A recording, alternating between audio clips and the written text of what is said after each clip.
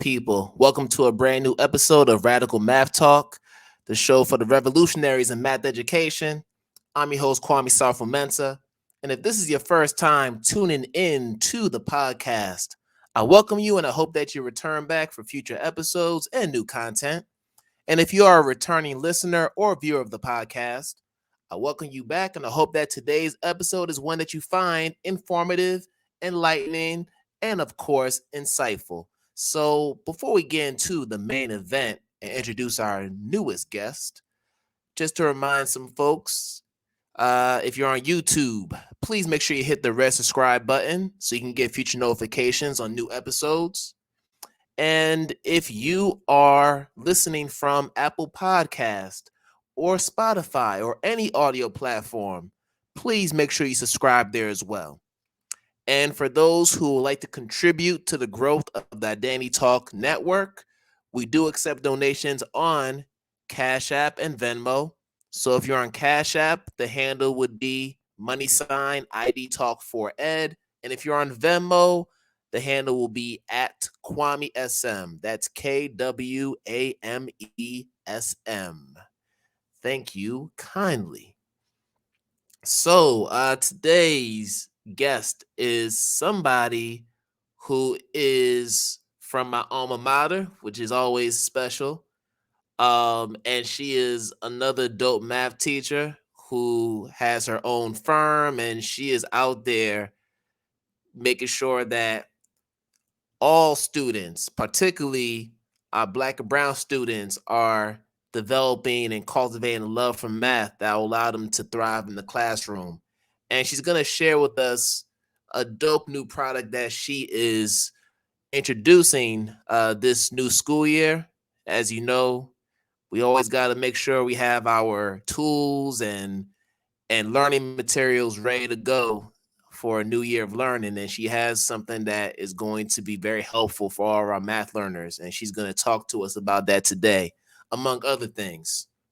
So without further ado, I want to bring on Miss Jaliyla Fraser to the podcast to talk with us about Frasers Mathematics Solutions, her company, and the newest product coming from her company. So let's bring her on. Hello. Hey, happy to How are be you? here. Yes. How are you? I'm well. I'm doing great. I'm blessed, grateful. Yes. Always a good day to talk math. Always a good day. Absolutely. Yes. So listen, let's get right in because there's so much to talk about. Now, Yeah. on this show, we always start off with our segment called the Mathography. So the Mathography is just basically an autobiography of your math journey.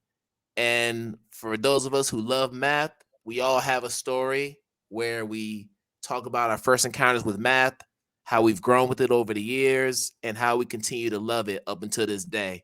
So I want to give you an opportunity to just share your story of how you first discovered math, how you've grown with it, and how it still stays with you to this day. So I'll give you the floor to share that.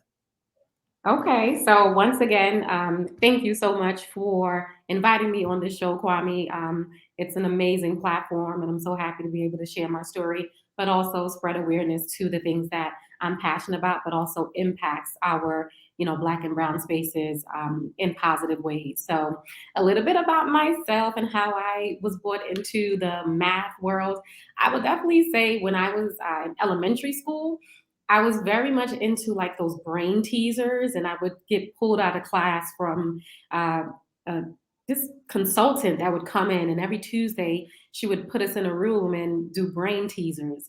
And it was always challenging for me. I never really got the brain teasers, but I was also excited. I was always excited to be engaged in doing some of those puzzles. So I was always big on puzzles, and I would do puzzles in my mom's on my mom's table, like upside down, and she knew she always had to buy me like the latest puzzle and so forth. So I think I always had that type of brain where I wanted to do something that was challenging. And as I progressed through school, I recognized that for me, math was that piece, that world that I really got excited about.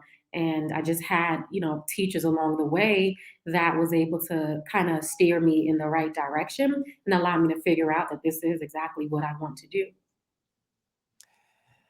And when you got to college, I don't know if this was your experience, but I know for me, math became a struggle. It came so easy to me during my K to 12 years. I was a Mhm. straight A student. It Yes, was to the point where everybody was coming to me for tutoring, and they right, paid me money to help them tutor and pass their tests and stuff. But I know when I got to school, everything just started becoming hard. Like, it wasn't about solving equations. It wasn't about getting the computations right. It really right, started to become more abstract, more about the conceptual understanding of different skills and proving conjectures and right. theories and breaking them down and decomposing them. So that was a new concept for me at that time. So I'm wondering if you had a similar encounter when you got to the college level. You know what? Let me take you not just similar, like literally I lost my academic scholarships in Say what? college. Oh Yes, wow. they snatched those from me really quickly because my ability to adjust wasn't there. And outside of the math becoming difficult, the environment itself wasn't supportive or conducive for me to even like latch on and connect with individuals. And that was my first college experience, and I had to transfer because the money ran out. But in terms of mathematics and just the ability to understand it, it was new math for me. Like I was really upset at my high school, like angry, like why didn't I learn this? Like I knew I could have learned this, and why didn't I? And so, like my first class in college was pre-calculus. I never learned about anything about trigonometry. I knew I could do it, but I never learned about it. So it was like really difficult for me to adjust. And I was valedictorian for high school. That didn't mean anything in college. Wow. And so I think for me, the message was that no, I can't have uh, my students or when I start teaching, they can't have the same faith that I have, or Right. I have to do everything in my power to make sure that they feel prepared for that college experience because some students they may not know how to persevere properly through those challenges. So I'm hearing that there were definitely times where you were doubting yourself and even questioning whether or not you were truly as good as math as you thought you were. Yep. Yep. Absolutely. Yeah, that's I mean, yeah, even that to this part. day, I question myself, right? Like, even Mhm. to this day, sometimes I say, am I really as good? But then I have to recognize that, you know, what does good mean? Who's measuring good? Like, who are we putting that measurement up against? I'm really good at math and I love it. And I may not be the best at this over here, maybe calculus AB, but I'm real good at trigonometry. I'm real good at solving those hard problems that are like really big, long, and those are my strengths. So it's up to me to decide, and I feel like, and I know that I'm an authority in this space. And you know what? This was something that I came to grasp with myself. Initially, I thought in order to be considered a great mathematician, you had to master all the strands, Right, whether it's algebra, geometry, right, calculus, statistics. right. And going through that college experience of taking all that abstract math, it really took a hit on my confidence. But then over time, you realize, well, guess what? There's different types of mathematicians. I know Right. for me, if you're looking for someone that's gonna tutor you and help you with like algebra and geometry, I'm definitely your guy. Mhm. But we Mhm. started to get into calculus, Mhm. we'll have to holler at somebody else. Exactly. Because that's because I'm gonna have to refresh my Thank you. memory on how that Yeah. was, and how to deal with the integrals and the derivatives and all those other Right, things that you learn. But you just kind of get to a point where you have to reframe your understand of what a math learner is. right. Like, what does it mean to be good at math? Like, we have to unpack good. Mm-hmm. You know what I mean? Mm-hmm. And I think this is actually a perfect segue into the next question, which is actually the first question in our show your work segment. Okay. So we talked about the beginning of your journey, how you got started with math, how you've evolved with math. Now we're starting to get into the work you've been doing in the field, your receipts, right? So when we talk about Right. show your work, is one of the most popular phrases we say to our students. They Show your come to work. us with Right. all the answers, Right. no evidence of their thinking. I don't Nah, want the bruh, answer. nah, Show me how you sis, got show your there. work. Let me see your process. Show me your process. Let me see Yes, how you're thinking about it. I want to see if I could help you think about it this way again, so that can strengthen that yes, part of your brain. Like I want to see that. I appreciate that, and I want you to appreciate that because a lot of times students are so quick to the answer and they don't realize they're looking for that instant gratification. I got it right. I got it right. I got it right. My students in my class, they couldn't stand me. Miss Fraser, I got the answer. Okay, let me see your process. And that's where you find the beauty of it. That's when you get the, oh, snap, I could have did it this way. And that's how they start identifying themselves as a math learner. It's through those processes and nothing else. I could give you the answer every day. Matter of fact, Wolfram Alpha could give you the answer every day because you can take a whole picture of the problem and they will take you through the solution, right? That lets us yeah, know that the answer is not the end goal, it's the process. yes. So, And it's so crazy how when we were growing up, it was all about the answer. Our teachers could care less about how we got there. As long as the answer was mhm, right, yep, that was that was it. yep, It was just that definitive. Now, you were talking about how different students learn, right? mhm. So I want to know from you, from your perspective, how do we learn who our students are as math learners? What's your process for that? Oh man, it's different every time. But what the anchor is caring about how they learn.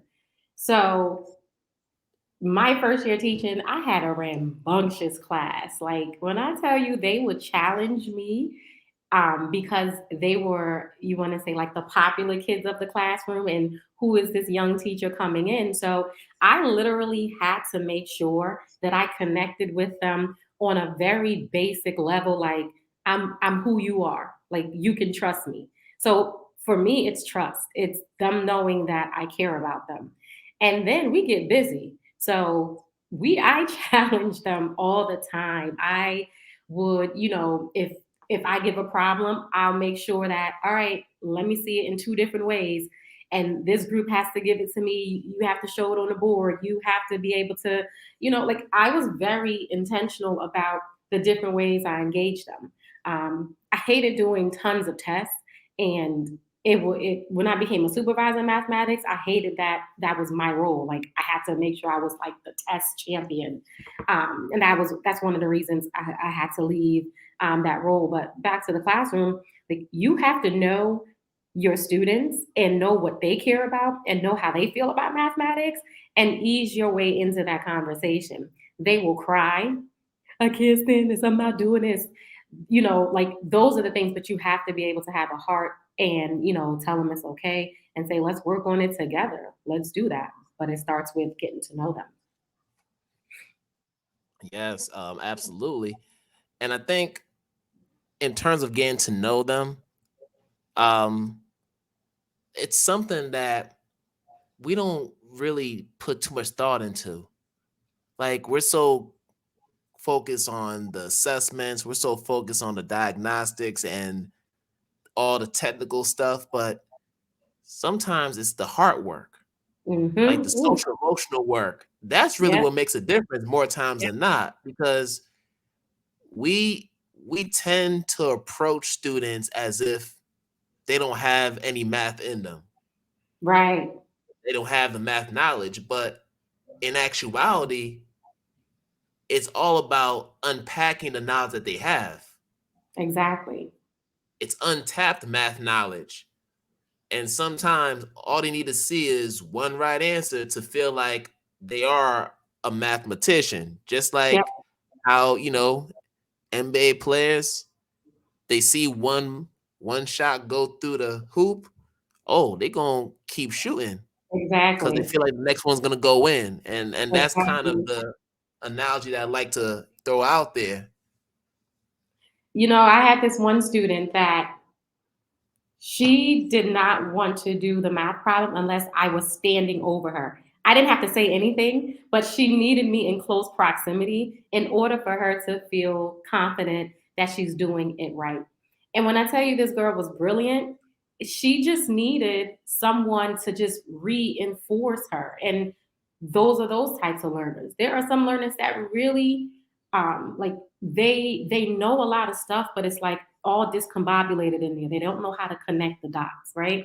And so I had to figure out how to engage them. So I would do some of these, if we had like a really intense problem, it would be, I know how to start, but I don't know how to finish. Or I know how to do the problem, but I don't know how to start. Like I recognize the problem, but I don't know how to start it. And they would go into different corners of the room depending on where they believe they are. It would be some that I know how to start, I know how to finish, I'm ready for more. So I would, chart paper up, go to the side of your room, and based off of that, that's their own self assessment. We regroup and then we take it from there. And so, but the pre work as an educator is to make sure that you have the right examples in the conversations for the types of students and you anticipate who's going to be in your group and what, like how many people are going to ask that, and maybe consider, did you teach that lesson right? Is this something that you need to reteach, and so forth. So I think just bringing it full circle of how you assess your where your students are, you can assess them yourselves, but they also need to take ownership where they are on their journey and be honest when they need support. Right. And I think that's something that we have to model with our students is, what does it mean to build agency as a learner? Mm-hmm. Like, what does it really mean to have ownership for our learning? Because we say these things, but as teachers, do we always model it? Nope. We, And when that's we why give they an, don't. Sorry, go ahead. no, go for it. No, I mean, that's why they don't feel comfortable to say they need help because we're not modeling that this is a safe space.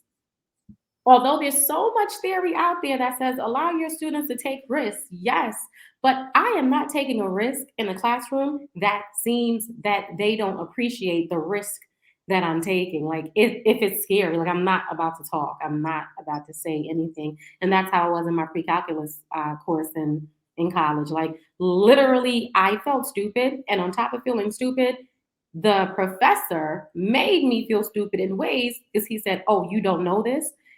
Don't ask me I don't know this in front of these people over here. Because that's the problem. Like, don't ask me that. Clearly I don't know that and know how to live within that space. So no, we gotta have ours. We have to allow that and the teachers have to model that and show how we are going to interact with them when they need that support. And I think math is that one area that really humbles us. Put It's you to your knees. such a humbling content area, because even as you're teaching, you can find yourself making mistakes. I can't tell you how many times I've made mistakes on the board on Right, purpose and right. intentionally in order to elicit some feedback from students. Because one thing that I've come to realize is my positionality as a math teacher alone can deter students from speaking up. Mm-hmm. So I know that I have a responsibility to create a space where they're open to saying, hey, Mr. Sarfo-Mensah, you might want to check that computation. That doesn't look Right. right. Right. And there's some who be looking at it all weird, like, it's like, wait, y'all ain't gonna tell me? Y'all really gonna Right. let me look stupid up here? Talk to me. Right. That's how y'all feel? Like, let me know. Let They're me like, no, know. no, Help no. me out. Right. Some of my students used to be hyped when I make mistakes of like, nah, Miss Fraser, you got that wrong. I'm like, okay, show me. Let's do it. Like we used to have a time in that classroom. Let me tell you, a time.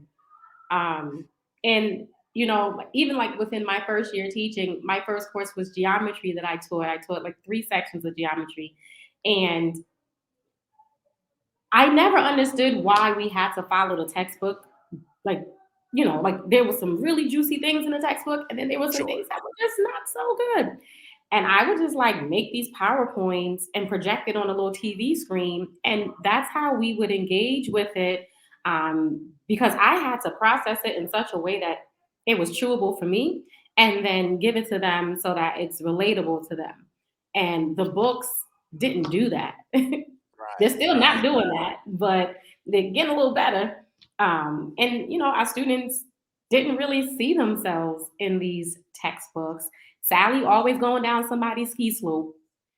But what about Eduardo at the bodega? Like, when do we see ourselves as math learners? Like, our identity is literally in the math in these schools. And uh, those are the things that kind of stress me out. And one of the reasons why I decided to, even start my company is to make it like this is what we do. We're great at this. Let's do that. So And we're gonna get to your company in a second, but before that, I want to ask this question because you mentioned the idea of not having to always follow the textbook. And just like you, I am very much a supplementer. If I'm not feeling what the textbook is saying, I will Mhm. search the internet for a better resource. I Right, will create my own worksheets. I'll even create my own reference sheets, closed notes for students. right. Like I actually have joy in doing that because I feel like if I can scaffold it in a way that's going to allow them to access the content better, Yep, I'm gonna do that. Like I'm not yep, gonna just follow a scope and sequence just because it's yep. there and that's what the districts tell me to do. So I feel like I was a rebel in that A way, rebel, even a though rebel, I right. was And you know but what? yeah, I love that because so coming from, so I was a teacher, I hated following textbook. When I became a district math supervisor, right, I was privy to a lot of conversations and understandings as to why they would want someone to follow the textbook or why we would want someone to follow this script. And so I do understand that, but I understood it from a perspective of if you know that this teacher is super successful at what they do, you kind of say, all right, do your thing, right? But if I know that there are ineffective educators, and I know it because I see it, and I see that you're not teaching, and I see that you're not, providing students with the things that they need, I'm gonna tell you, stick to the script because the mhm. script is probably going to provide you with the best resources. And as an administrator, you have to know your teachers just as much as our teachers have to allow that flexibility amongst their students. It's the same thing. Got it. Now, what do you believe personally are the barriers that deter certain math teachers from creating their own resources as a supplement to their students' learning? Low hanging fruit, I would say some educators could care less. I've seen Hmm. it, unfortunately, in Same here. schools that I'm, very passionate about and in neighborhoods. They could care less about supplementing for these kids. Who are these kids? I go home and I drive home to, 30 miles away and I'm good. My school district is, a blue ribbon school district or school. So that's low hanging fruit. The like maybe next tier up is maybe they just don't know how, don't have the time to do it. They want to do it, but don't know the most effective way to do it. Another reason could be they are required to not go outside and supplement because the textbook is the Bible kind of thing. So there are so many different reasons. why educators don't do it. But then for the ones that do, they understand that it's necessary. So when I was, head of, again, supervisor of math, and curriculum was what one of my things I was responsible for, that curriculum was loaded with supplemental resources. I mean, yes, this is the textbook. This is what we're following. However, this right here from open middle math, oh, we're going to get busy with that. This right here from illustrative mathematics, yes, this is what we want to do to supplement. Please use these rich math tasks in your instruction because maybe the book, I'm not as confident with it. Like, allow yourself to do that. And then if you have resources, share it with me and we'll put it on, some type of, teacher resource sharing system. So I'm big on open educational resources and supplementing. Yes, yes, yes. But the ones you mentioned, open middle math, illustrative math, those are two great ones for Yep. sure. Great Mm. resources. So now you were teaching in the district. You told me what led you to get out of the classroom and start your own company, which we're going to talk about right now, Frasers Mathematics Solutions. So talk to me about what got you out, and you started to share that a little bit. But what is the overarching mission of Frasers Mathematics Solutions? What are we trying to accomplish with this venture, this enterprise? So I'll come to the back end and tell the mission, but prior to that, I taught high school math for 4 years, and high school physics for 2 years. I became a supervisor of math for the district I graduated from high school, and I was a supervisor of math for about 8, 9 years. It gets a little fuzzy. Okay. And in that role, I was grade 6 to 12. And prior to me resigning, I was K to 5 for a short 10 months. Um, Through me being a supervisor of math, I while I had access to students and I was able to engage with them, I was always in the schools. Like, normally central office staff, they're not in schools. Those schools probably couldn't get tired of me. It got to a point where it was like when we would go on walkthroughs, and I hate walkthroughs because they're so intimidating. But when we would go on walkthroughs and we would see teachers and maybe students are struggling, like, I would help the students and I would like get in trouble. This is a walkthrough. You're not supposed to be, we're supposed to be observing the teacher. Yeah, but that student needs help. And the goal of education is to educate. And I'm not about to sit up here and do a walkthrough and I see my student right here is like about to be in tears. So I think what not I think one of the reasons that drove me was because I needed contact with students. It was a selfish reason for creating Frasers Mathematics Solutions. I was overworking with adults day to day, and students brought me joy. They allowed you to, dream more and be more of a kid. And I love teaching them because they were ready to soak up information. So my company started as just a STEAM summer program in the summer, and I wanted to give students authentic experiences around STEM and not that little, like, building marshmallow STEM stuff. Like, it's cool, but I was really intentional about the experiences that they had and what they knew, or what they would understand STEM to be. So we had so many different amazing learning experiences, trips, and illumination labs where they really did STEM projects.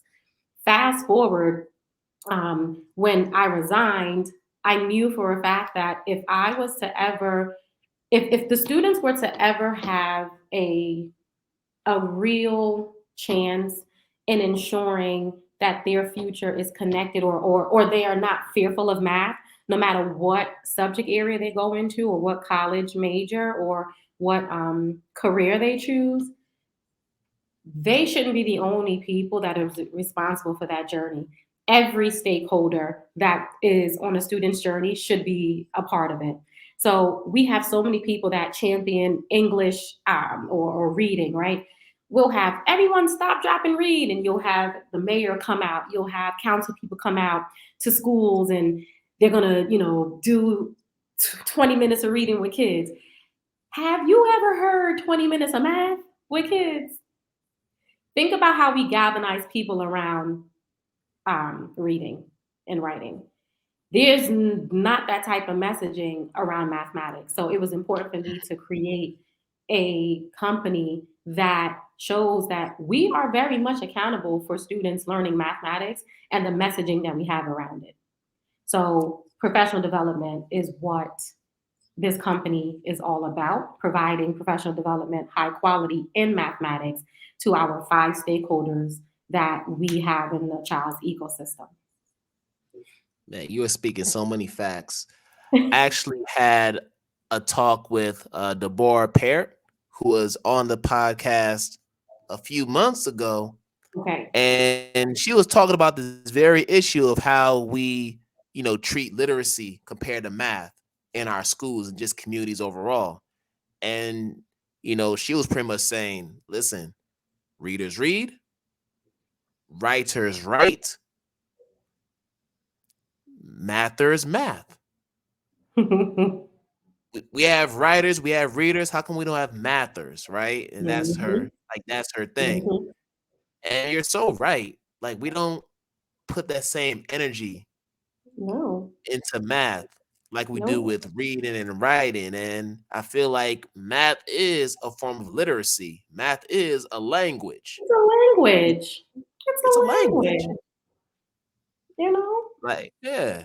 Like we have to acquire vocabulary in math in order to be able to communicate math ideas. Right. Just like you have to acquire vocabulary to construct ideas in other languages Yeah. of the world. So yeah, we gotta change that mindset. But speaking about professional development, I did get a chance to go on the website, and what I love about your website and the services that you offer is the fact that you're not just tapping into the teachers. Mm-mm. All of the consulting and firms and organizations I know, they do that. Everybody does that. That's I standard. do that, right.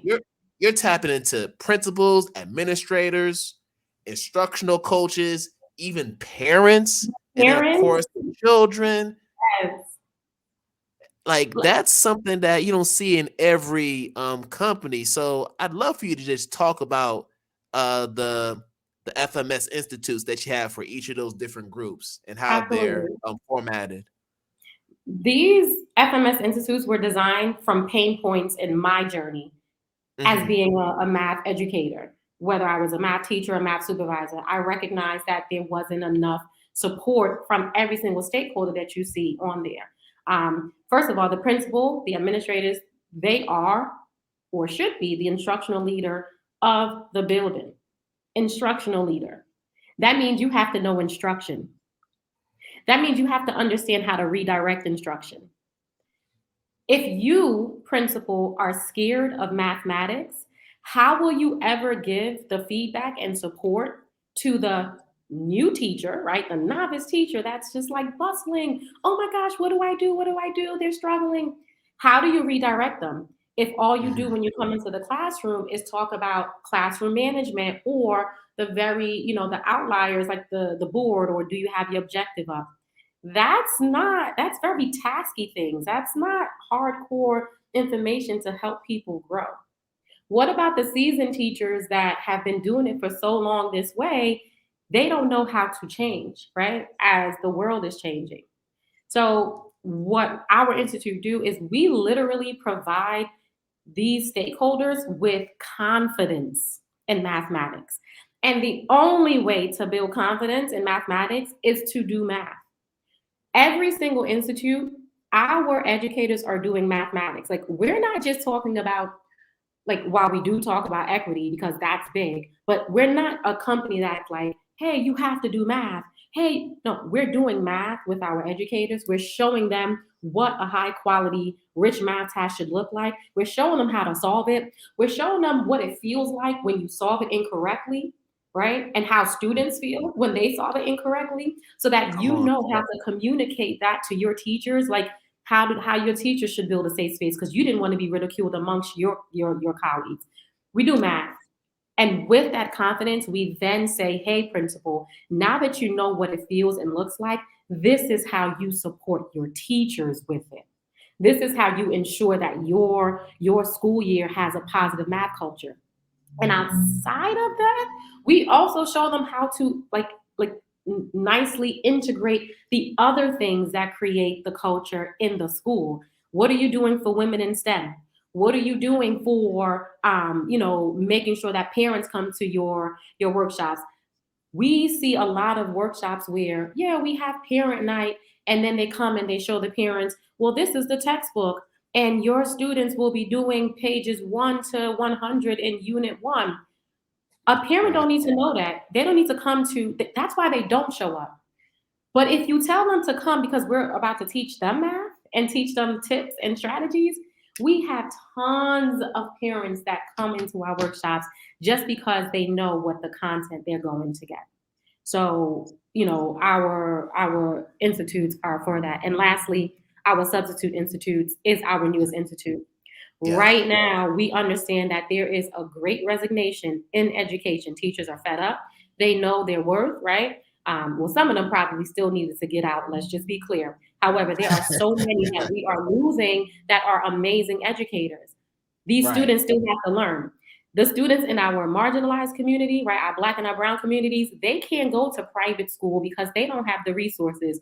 What's happening? They have substitutes, probably to start off this school year. And they probably don't even have enough because substitutes aren't coming into the profession. So, what are schools doing that are innovative to make sure that students still learn? Our substitutes need to have some type of language or appetite. So, we created that institute to make it chewable for them, right? I know some substitutes that will teach their heart out, and let's see how we can support them through there. So, yeah. Wow. And you're probably the first organization I know that looks out for subs like that. Because I'm looking out That's for the students. mm, Who true. touches the students? I want to talk to them. Who's in front of the students? I want to talk to them.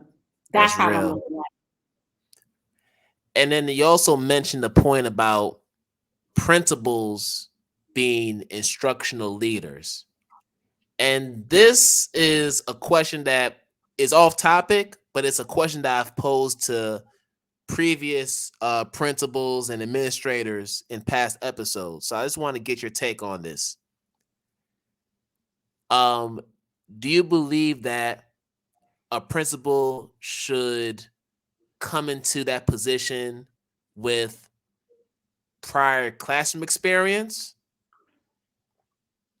Do you feel like that should be a prerequisite, or are you okay with principals coming in and not ever teaching them in the classroom? Because the reality is we have both types of principals occupying our school spaces. So I'm just curious to hear your take on it.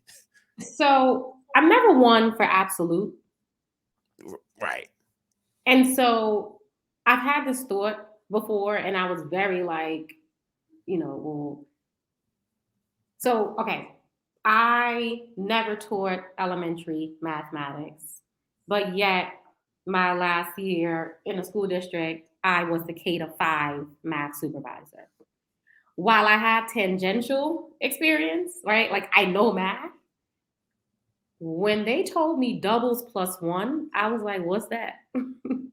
Because I didn't know that that's how students learned how to add, like, like 8 plus 8. Like, so if I want to do 15, I know I can do 7 plus 7 plus 1. Like, I didn't know that that was like a strategy, right? So what Uh-huh. I had to do was to do my due diligence. I had to do my due diligence and learn about it so that I can be supportive and be able to have a conversation and also be clear with my teachers. I'm going to need your help. If that's the Mm. kind of principal that's leading that school, oh, I'm gonna be in his school or her school. But if it's the principal that hasn't taught the class and coming in there high stepping and very like authoritative and you do what I say, you know what I mean? Like that school won't survive because you're not coming from a place of like, let's collaboratively work together. Like, here are my gaps, here are my challenges. I could all and see that's when you galvanize people around you to support you. that's when people will work for you because they see that you're being authentic and you want to learn. So my preference would be, yeah, I would want you to teach a course or a class.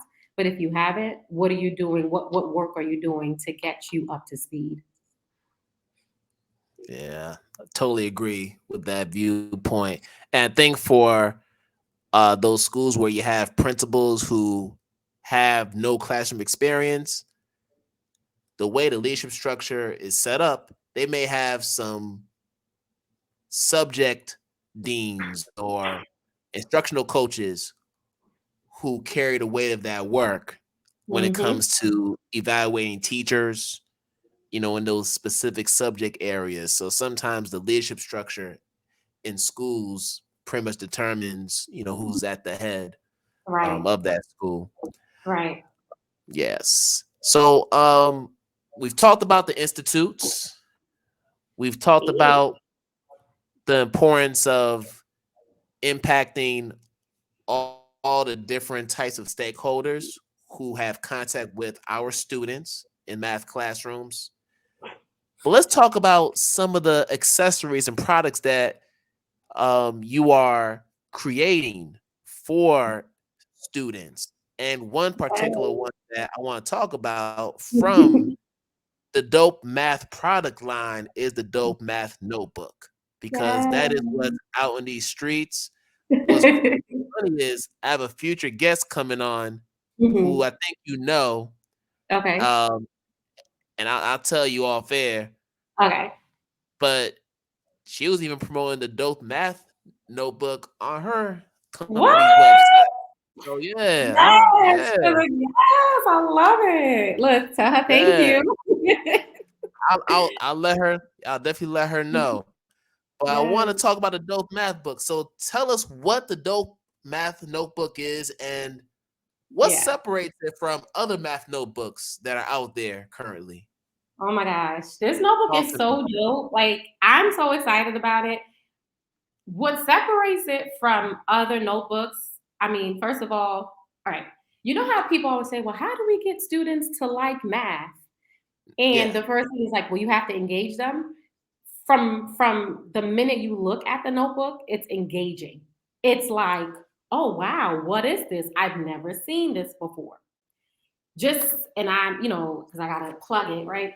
Just like the please. cool like features, these math symbols on here, and the fact that it's called the Dope Math Notebook is literally speaking the language for our students this generation. They associate the word dope with something cool, something fly, right? So we beta tested this word. We said, hey, do you want to do a cool math notebook, a dope math notebook? We had tons of surveys with kids, and they said they wanted dope. So we're going with them. So, our goal was to find out what they like. We didn't just come up with this. We strategically planned what they needed. The other thing is these math symbols, right? It helps with muscle memory in mathematics.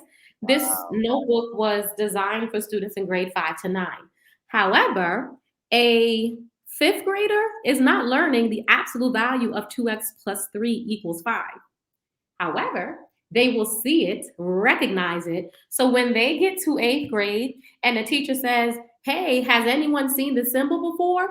Oh, I've seen it before. That's an entry point into conversation. Even if they had no idea what it looks like, they have language to say, I've seen it before with an X next to it or an equal sign next to it. And that begins the conversation. And that's where you start breaking down the fear of mathematics. So it was intentional that we wanted to lace these with symbols that, can stretch and progress throughout a student's lifespan. The other thing that makes it different is we welcome them to this notebook.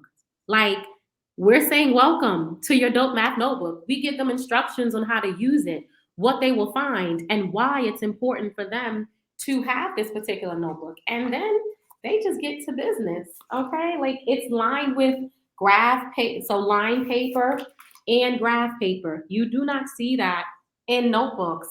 You see them probably like half and half, but every 20 pages of line paper, you get 20 pages of graph paper so that you can keep in that same section. And then finally, towards the back, it's their grade appropriate reference sheet. So it's not just the multiplication table, it's all of the formulas that they're going to need, all of the conversions for their grade level, right? Their place value chart. And then because math should be celebrated, we're telling them congratulations. You've completed your first dope math notebook. Like celebrate. You went through it. You got something, you did something that's amazing. And they learn also like math facts. So like there's tons of math facts outlined here that they probably would not have known or learned about. And then finally we give them tips, right? Math tips on how they can visualize a math problem and give them things to help them persevere in the math classroom. I mean, how is this not like any other, like how is it, compared? It's dope. Like it literally is dope. And we see students' reactions every time they receive it, every time they get it. They're excited to open it, to touch it, to feel it, to read through it. And it's yummy for them.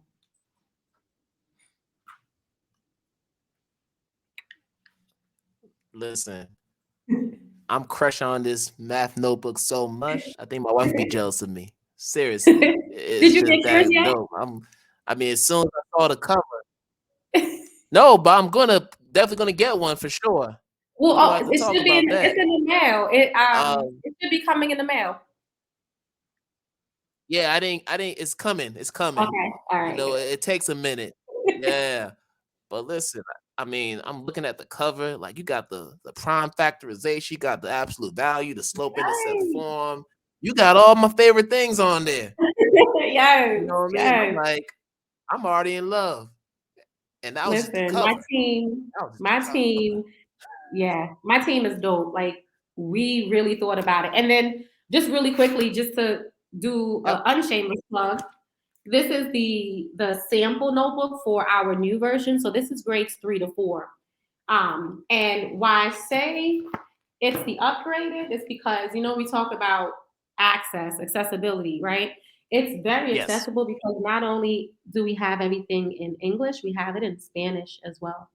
So all of our English language learners, they get a chance to like literally still use the notebook, um, because and like they feel good about it. They feel safe. And the last thing that makes it different is because we've upgraded and we have illustrations. So it's not just text, right? You have your math tip, you have your math facts, and they're all illustrated. And the other side is all the Spanish translations. So we thought about who did we leave out and wanted to, upgrade it for those reasons. All right, appreciate that. And listen, for those who are listening from audio, don't be alarmed. That's just us turning the pages. You see how crisp the pages are? Like, that's how you know it's Right. fresh. It's fresh Fresh, off the press. fresh. Yes, yes. But that's important. I just feel like we don't use manipulatives enough, right? We Mm. don't we don't we don't take full advantage of our manipulatives, especially at the secondary level. Yep. And listen, I'm guilty of it. I'm guilty of it. You know, being a Mm-hmm. middle school math teacher, I know in my past years, I didn't use manipulatives enough to really address the needs of all my learners. So I want to find out from you, in your opinion, do you believe that the struggles that our secondary level learners have in math are directly correlated to the fact that we have decreased our use of manipulatives as they progress through their schooling? Yes, it's funny that you say I am in the same boat as you. I did not use manipulatives the way I could and should have, but I also didn't know about them. And I didn't know where I was Mm, supposed to learn about them because right. I was always a high school teacher. And so because that wasn't the culture of the school, it wasn't like an expectation. So I just like, oh, I can use this, I can use that. But I didn't know about algebra Right. tiles. I didn't know about um, fraction towers, fraction tiles. I didn't know. As a supervisor of mathematics, because when you get into these spaces, you start like, doing more research and trying to understand. I realized, wait, why don't we use manipulatives? So my second year as supervisor in mathematics, I made a district-wide push. I contacted a consulting company and I said, listen, I need support and I want my secondary teachers to know how to use every single manipulative based off of the standards. I gave them my curriculum. They audited the curriculum and they said, hey, manipulatives can be used here, here, here, here, here. I went to every single building principal. I had 11 schools, I believe, 9 or 11. I said, I need you to support me in this initiative, and I need you to allocate some of your resources to purchase this manipulative, and this manipulative for your teachers. I am doing a big 6 to 12 manipulative secondary math manipulative push. And every time we have a standard that's coming that we knew is, it can work with manipulatives. We did workshops prior to. We also did so much video, like we had teachers signing up to get videotape. We had teachers team teaching, and they were learning a new thing. So many teachers knew nothing about it. Some teachers couldn't stand it. Other teachers loved it. But it was important for me to understand that we have access to things that we didn't know, especially when they would always complain, my students are lacking foundational skills. They're lacking foundational skills. What kind of foundational skills are they lacking? They didn't know how to add or subtract integers. They didn't know how to multiply or divide fractions. They didn't even know how to multiply. So if that is their foundational skill, then why wouldn't we use the manipulatives like integer chits, right, to teach them how to add or subtract integers? Like, if that's your struggle, your pain point. So it was huge, it was big, it was a big push. And I had to make sure I got every stakeholder involved and we ran with it. So your story, no, we don't use it enough. But we have to make sure that there are people in place to understand the benefits of it and work through it. So now I'm wondering, and this thought just came up as you were talking. Why is it that when we evaluate teachers, we don't differentiate the rubrics that we use to evaluate them? Like, you ever notice that? Like, every teacher gets the same rubric. And we know that math is a different beast in itself. Mm-hmm. It is very different from all the other content areas. So when we talk about manipulatives, where in a standard rubric do you see an indicator that talks about whether the teacher used the rubric in a lesson or whatever? Like, I feel like there should be a special rubric for math teachers when they're Yeah, being evaluated. That's just me. I love that. I love that.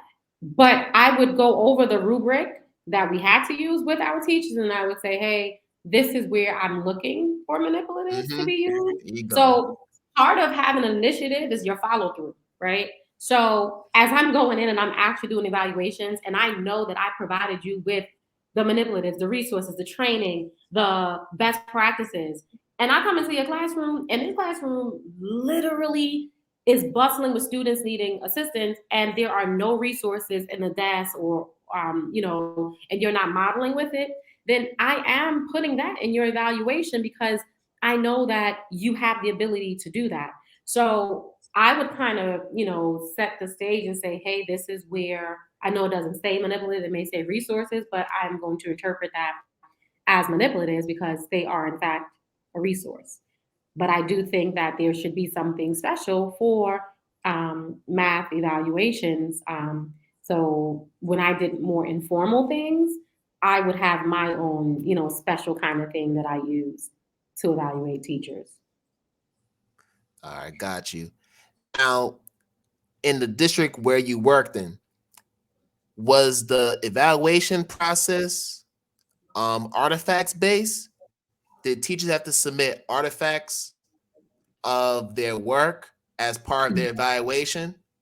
Yes. However, the district where I worked, being a supervisor, I never did observations that required like a pre-observation where you learn about the lesson that the teacher is about to give. Like, Right. we would always do unannounced observations as a supervisor. So I would never get artifacts, but At the post-op, they are able, because I never finalize the observations until I speak with them, because they could then bring student work. They could bring their artifacts and we'll have a conversation, because I would kind of want to know what happened after the fact too. Like, okay, bring me the work, show me what happened. And so those are some of the conversations we were able to have. Oh wow, no pre-observations. Oh, you putting their feet to the fire. Y'all not playing. I know, right? I mean, Y'all it was not set up that playing. way. I couldn't go against that. You know, there were so many systems within that school district that I questioned a lot. And Mm. obviously, like, I don't know why everything is the way that it is, but there were very much a lot of systems that prevented students from learning the best that they could, and teachers from getting the things that they need for students. Like, it was very difficult red tape around things that you would think shouldn't be. I don't know if you get what I'm saying. No, I got you. I got you. You know, we all have those certain parts of the experience that we're conflicted with. Hmm. Should I or should I not engage in it? Right. And yeah, you definitely have those dilemmas for sure. I know I had my share of them, and that's probably a major reason why I'm not in the classroom right now, is because of Yeah. those dilemmas and having to Yeah. deal with that. But I see that we're about to approach the hour, so I Okay. want to make sure we close out right with our lightning round. So we Right. got a few questions to close us out. First question I love to ask is, what is your favorite math topic to teach or learn about? I love teaching trigonometry because that was my pain point in college. So, like, I could Mm, eat that up all day because I didn't do well with it in college and I made it my business to be the best in it. My favorite to learn is physics. I know there's like a battle, physics and science, but listen, physics is applied mathematics.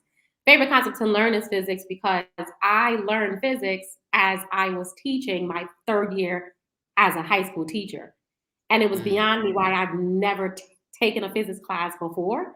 And this was my first time. And I got certified to teach physics as I was teaching math. So it was my favorite concept to learn because it blew my mind and it just, put more perspective into different things. Oh, cool. What was the most difficult math topic to teach or learn? Statistics. Mm. Don't give me statistics till this day. Y'all can have it. I'm good. Teach and learn. Okay. So when you walk into not just your classroom, but any room, Hmm. what's your walk-in song? How you coming through? Dang. It's Drake's when he was talking. Damn, what's the song? Everybody get your roll on. You wanna without a mention, girl, pipe yourself. That one. What's that song? You know the Oh, song? that song. I don't Yeah, know. yeah, yeah, yeah. I, It's I'm not. gonna Is get it it. the one that had the Lauren Hill sample? Yes, and Tracy Ellis Ross was in there looking fly. Yeah, That's my yeah. song. I know. I know which one you're talking about. I can't remember the name Yes, of it, without but a I know which one follow, you're talking without a about. mention. Yes, that's Yeah. my. All right. It'll probably come to me after this recording's done. I know. Um, let Nice me for what? see. It's called Nice for what? Nice for what? There you go. Nice That's for it. what? That's it. All right. Is there a book you're currently reading? Um, a book I'm about to start reading. Oh man, where is it? No, I just finished a book on Audible. I have a bad memory remembering books, but like I know it by the color. It's so weird. But I have a new book that was just suggested to me, and it was more on a business aspect and how to set up like bank accounts differently so that you have payroll coming out of one account versus deposits going into another account, and why that system is important. So I'll also get that book for you Cool. now. Okay. And if you can invite three influential figures dead or alive to dinner, who would they be? Whew. Malcolm. Malcolm, definitely. Um, I would invite, hmm. I mean, so for me, it's not necessarily a person, but like someone from that particular culture. Like I want to know how like our Egyptians really started like math, like from their eyes. So like it would be someone from that culture and what they did and the experiences, and did they recognize what they were doing and how impactful it would be? Like what was it? So that. And it would definitely be my grandmom on my dad's side. I dreamt, so I didn't really have interact. I'm from Trinidad, so I came here when I was a baby. So my grandmom was still in Trinidad, and I probably met her twice in my life, and she's passed. But she came to me in a dream, and she was just rubbing my face, and she said, "Baby, it's gonna be okay." And I don't even remember that she what she looked like, but I knew that was my dad's mom. So it would be her on a table to just at a table just to like talk to her and because I know she's there. Oh, that's dope. I love that. All right. Jaliyla, thank you so much for coming on the podcast. This has been a dope conversation, pun intended. Unintended, yes. But before you leave us, please let people know how they can connect with you on social media, and also share the FMS website, please. Yes. Is this coming on backwards? Nope, it's nope. Okay. So Yeah. on Instagram, you can find us at F_M_solutions with an S on the end. On Facebook, you can find us at Frasers Mathematics Solutions. And our YouTube channel, if you go to Dope Math Battles, you are going to find a whole bunch of math battles that myself and my director of curriculum, Asia Franks, we solve math problems two different ways, and we ask the audience to kind of engage with us and say which method you prefer, because we are very we love allowing people to choose their method and showing that it's okay to solve math in different ways. So you can find us at Dope Math Battles. Oh, love it, love it, love it, love it. And I'm going to be subscribing for sure. Yay! Yes, you got a new subscriber. Thank you so much, Yay! Jaliyla. Thanks, Tab, for our And 15. yeah, we gotta do this again. Definitely gotta do this Yes, again. we do. Let me know Probably when when you you get. receive your book. Oh, listen. As soon as I receive the book, I'm gonna make sure I take a selfie, blast it on Yay! social media, Thank so everybody you. can get theirs. Yes. All right. Appreciate you. No, I appreciate you. This was fun. All right. All right, y'all. So we're about to end another dope and fantastic episode of Radical Math Talk. And as always, I wish you all good morning, good afternoon, good night, wherever you are in the world. And we are going to do this again another time. Peace out, y'all.